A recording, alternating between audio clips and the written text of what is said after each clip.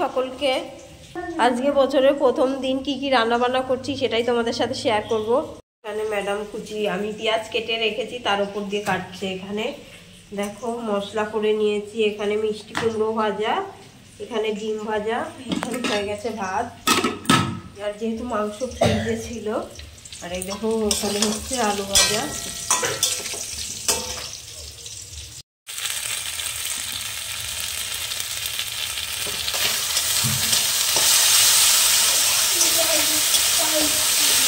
ভাজা হয়ে গেছে।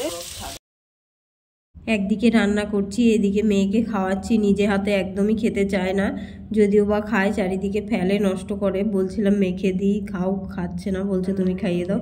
একদিকে রান্না করছি আর খাইয়ে দিলাম। দেখতে দেখতে রান্না হয়ে গেল। তারপর দেখো মাংস বেড়ে নিয়েছি, মেয়ের জন্য এক বাটিতে রেখে দিলাম, আর আমার শাশুড়ি মায়ের জন্য একটা তুলে রাখলাম। এদিকে দুপুরের দিকে দুধ জাল করা হচ্ছিল। তারপর দেখো স্নান টান করে পুজো করে নিলাম। যেহেতু নতুন বছর একটু তাড়াতাড়ি করার চেষ্টা করেছি, তবুও দেখো যে ধূপটা দেখালাম ওই ধূপটা আমি বাজারে কিনতে খুঁজেছি, এখনও পাই না সেইভাবে, ওটা আগের ধূপ ছিল। আর এইদিকে দেখো কদবেল ভেঙে নিচ্ছি দুপুরে খাওয়া দাওয়ার জন্য। সকালে তো মিষ্টি কুমড়ো আর ডিম ভাজি দিয়ে খাওয়া দাওয়া হয়েছে, আর দুপুরবেলা কদবেল মাখা হলে খুবই ভালো লাগে।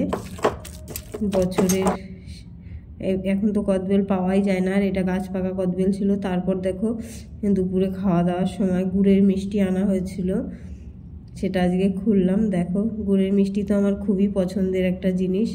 আর পুজো করা অ্যাপেলটাও নিয়ে এসেছি।